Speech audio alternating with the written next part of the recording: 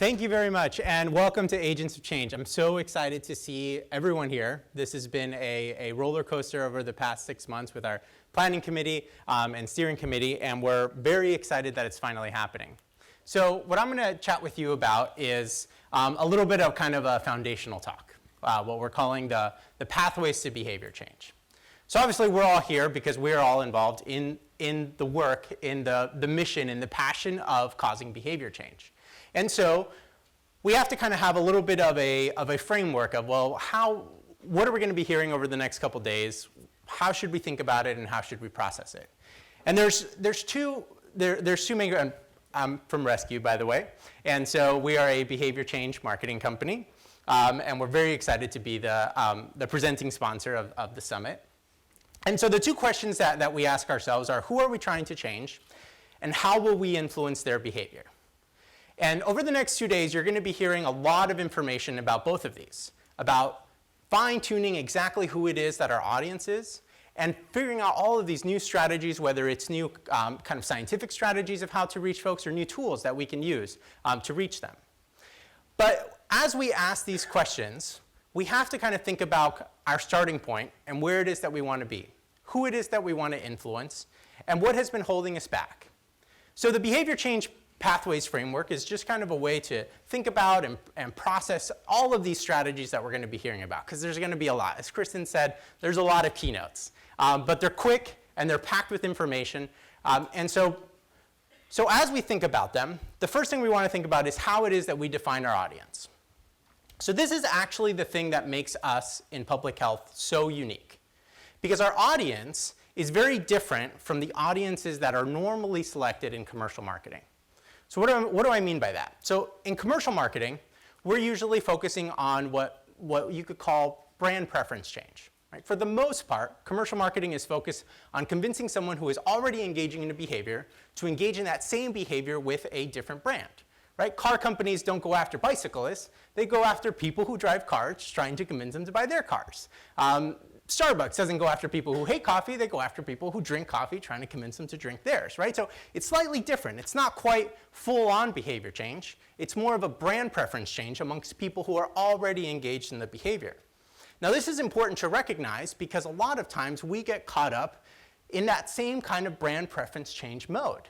But we're not doing brand preference change. We don't want someone who doesn't smoke to not smoke with our brand instead, or someone who doesn't binge drink to not binge drink with our brand, right? We want to reach the people who don't do these behaviors today, or are at risk of not doing them, and convince them to change. And that's deeper than brand preference change. That's more fundamental to who they are and to what they're trying to do. Behavior change is more about persuasiveness, relevance, and identification, while brand preference change is more about awareness and memorability. Right, if you're trying to sell a soda, which nobody in this room should be, but if you're trying to sell a soda, your goal is, I want you to remember my brand of soda when you go to the 7-Eleven. Right, that's the number one goal. So that memorability and awareness is so critical. It's number one. But on our side, on behavior change, we could have huge awareness and memorability, but if folks haven't identified with us, and if folks haven't said, yeah, you're talking to people like me, and people like me and you're making me think differently about my behavior, then we're not going to achieve that success. So let me show you what I mean. Imagine that these are all the people in our communities, okay? And these blue dots are people who are already engaged in the healthy behavior, and these red dots are folks that we want to reach. Well, when we talk about brand preference change, we usually target the center. And the reason that we target the center in the commercial world actually makes sense. It's because in the center, it's going to give us the largest group, right? And it's going to give us the people who are most likely to already be engaging in the behavior that we need them to engage in, driving a car, banking, drinking soda, whatever it is that they're selling. All those blue dots represent people already doing that behavior, right? So they aim for that center. And this is usually what it looks like.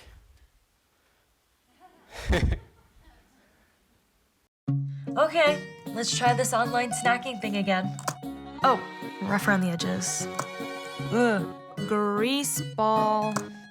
Oh, Dan and Oikos, tasty and healthy. And if I don't love it, it's free, could be the perfect snack.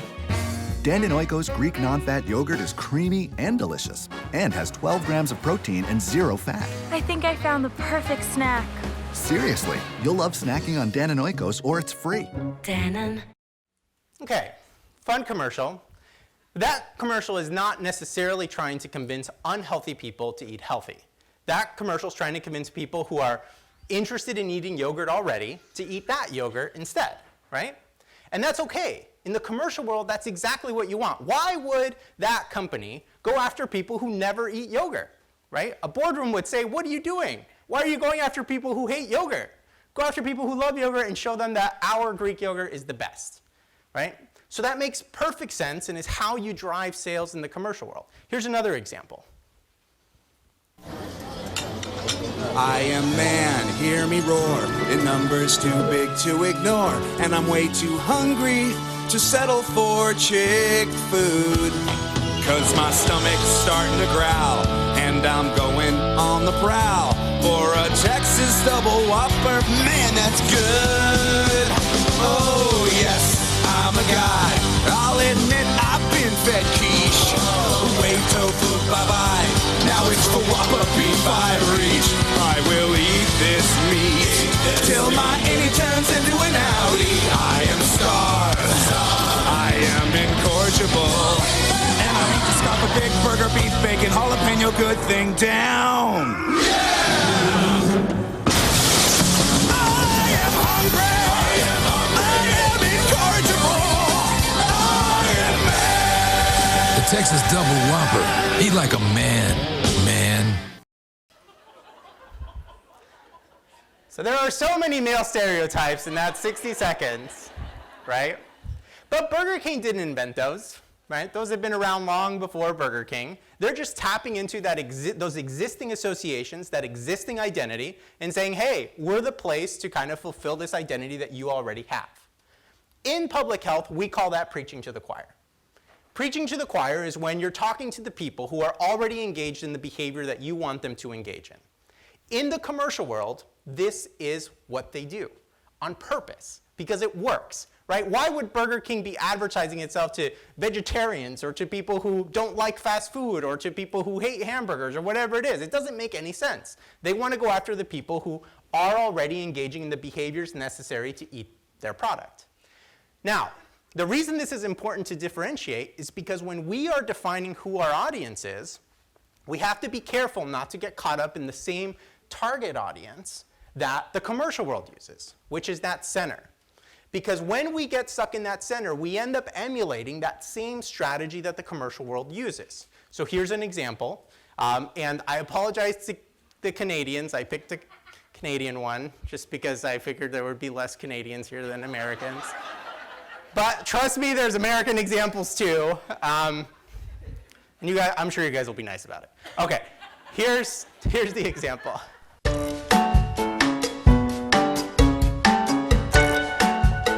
To make wise food choices for you and your family, compare the nutrition information on food labels. Because healthy eating is worth it. Healthy eating. It's for life. Learn how the Nutrition Facts Table can help you choose healthier foods. Call 1-800-O-CANADA or visit our website. A healthy message from the Government of Canada.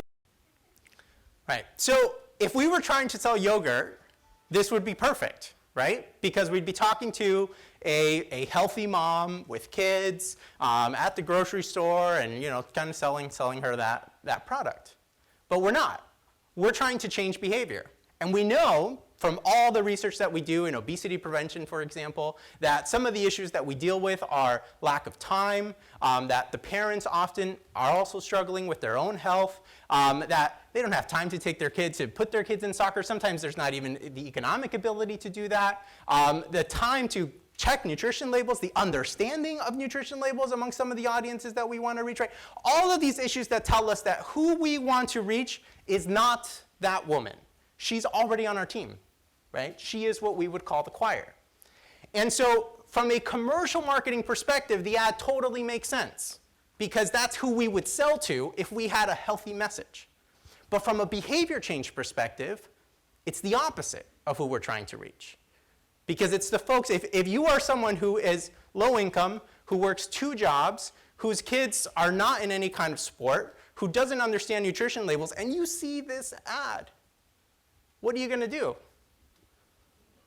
Ignore it, right? Because it's not you. It's not you. It doesn't understand your current state, where you are. And this happens all the time. There are thousands, maybe tens of thousands of public health campaigns out there today that preach to the choir. And they do so because we borrowed that page, the wrong page, from the commercial marketing. There's many good pages, but that one page happens to be the wrong page for behavior change. So what should we be doing in behavior change? Is a lot of times the people we want to reach are more on the fringe of culture. They're not necessarily the dead center of who we're looking at. They're people who are higher risk for one reason or another, whether it's their economic status, their identity, where they live, their environment. They're all of these things that make them different from the people that we see on TV and in mass media every single day. And targeting them effectively requires that we move the center of our audience.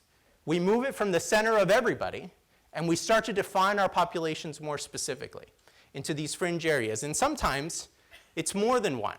Sometimes we have to look and find different clusters of people who are engaging in the risk behavior for the same reason, even though their reason may be different from someone else's.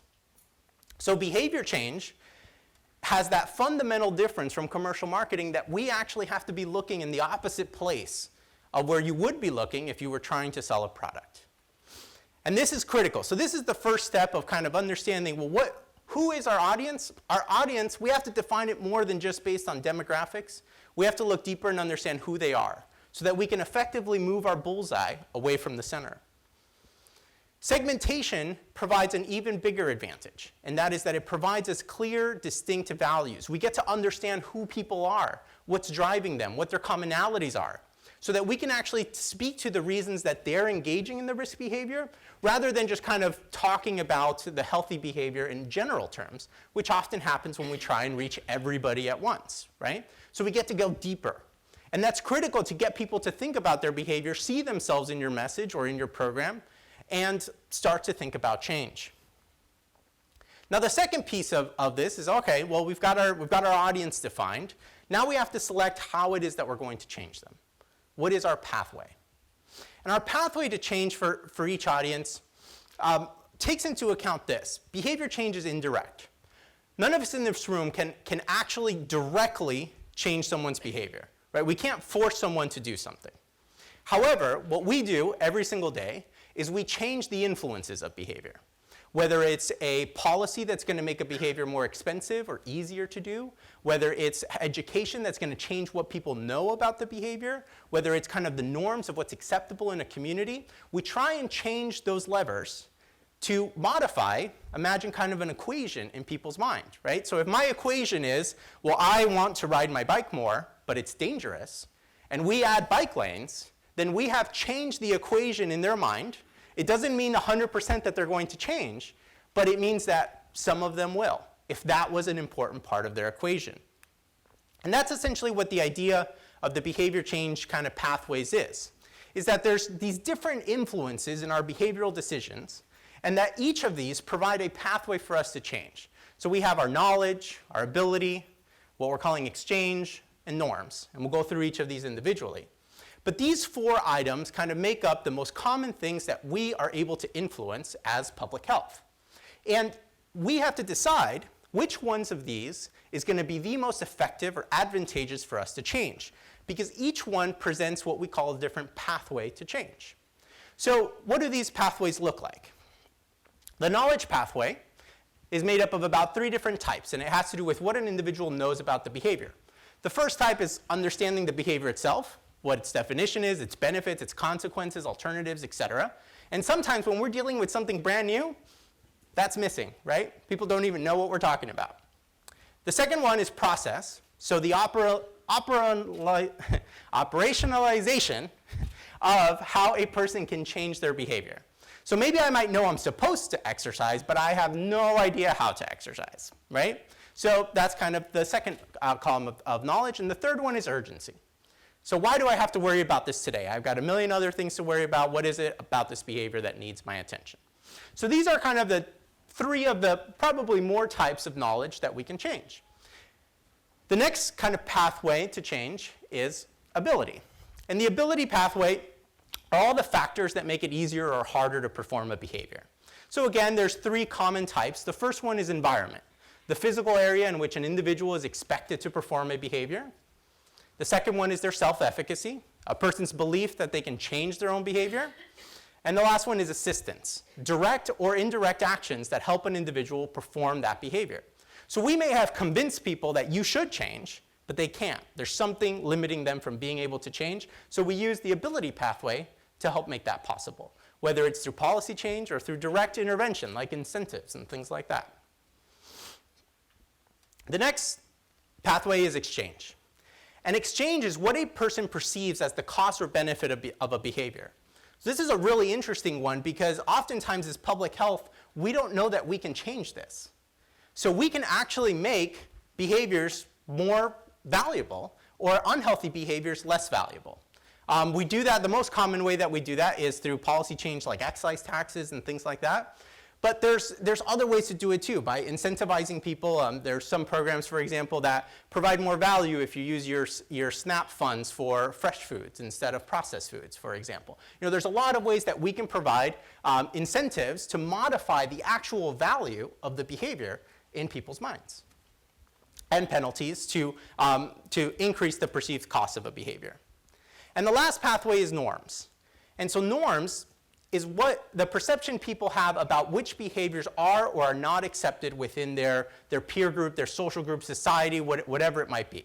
What they see themselves as and what they think their identity is allowed or not allowed to do.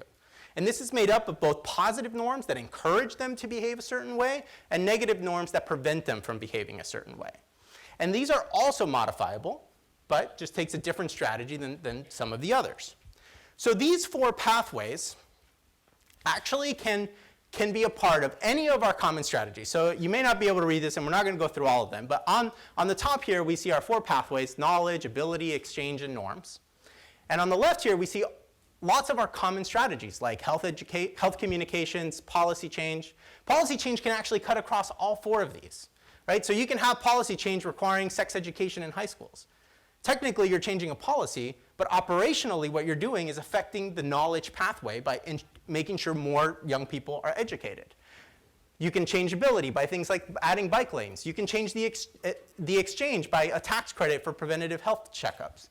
You can change the norms pathway by prohibiting, for example, marketing tobacco products on TV, right? So all of these strategies that we use actually can affect different pathways. Now, why is that important to recognize? It's because a lot of times what happens is that we kind of use 1 or 2 of these, and when you have a hammer, all you see are nails, right? So we say, all right, the solution to everything is policy change, or the solution to everything is health communications. And in fact, none of these strategies work in every situation, but all of them work in some situations. And the way to understand which one works is by taking a step back, looking at our audience, segmenting it, and after we segment it, deciding which pathway is going to cause the most change. What is the thing in their equation that is preventing the biggest group of them from changing? And that's why, as we think back to segmentation, it's so critical, because you may have one kind of fringe audience on one side that's actually held back by their norms, and another audience that's held back by their ability. And we won't know which is which and what to say to who and what to try and change unless we're able to effectively segment them. So here's an example. This is kind of tobacco control. So in tobacco control, we have knowledge, ability, exchange, and norms. They all have different audiences. This is typical of what some of the things going on today. For knowledge, we're maybe talking to kids and tweens. We're also talking to addicted adults. For ability, we're maybe engaging some youth leaders to help us convince adults that change is needed, and we're also getting concerned parents involved to possibly change smoking policies, so where smoking is allowed. On exchange, we're maybe talking to adult constituents and legislatures about changing tobacco taxes. In norms, maybe we're looking at very high-risk teens and high-risk young adults to change the norms of their subcultures to make it no longer acceptable to use tobacco. All of these are different groups. But if we try and reach them all at the same time, right? If we've got our youth leaders and our high-risk teens and our concerned parents and our kids and tweens all in our audience, then there's no way for us to effectively cause change in each of these areas. And that's what selecting your pathway is all about. It's all about dividing up your audience and saying who needs what to be able to change. So make sure that as you think about your pathway, you think about it based on your audience segment's equation, not yours. So what that means is we all have our own reasons of why we engage in healthy behaviors, but that may not be their reason. And that's really important to recognize, because you don't actually have to convince them to agree with you to lead them to change. They can perform the same healthy behavior that you are for a completely different reason, and that's totally okay. It's all about making our change about them rather than us. So I encourage you, as you go through the next couple days, to find your pathway, to talk to all the different experts that are here, work in your villages, as you'll hear a little bit more about that crazy idea soon. Work in your villages to find that pathway and figure out what is the most effective and efficient way to cause change in the populations that you're trying to reach in your community. Thank you very much.